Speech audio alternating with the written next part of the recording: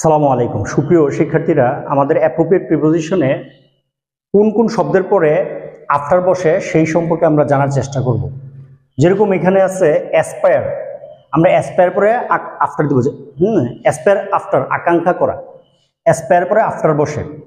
তারপরে আমরা জানি লুক মানে কিন্তু তাকানো, কিন্তু লুক আফটার মানে দেখাশোনা করা। তবে লুকের পরে যদি আবার বলি look down upon, look down upon মানে ঘৃণা করা। লুক আফটার মানে দেখাশোনা করা, কিন্তু লুক ডাউন মানে ঘৃণা করা। হ্যাঁ, কিন্তু আবার যদি লুকের সাথে আমরা ইনটু দেই, লুক ইনটু মানে তদন্ত করা। লুকের অনেকগুলা অর্থ আসতে পারে।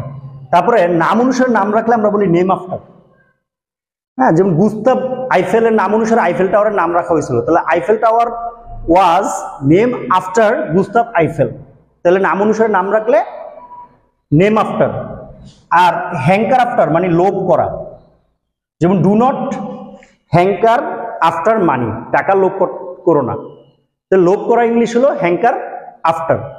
যেরকম আরো আছে টেক আফটার।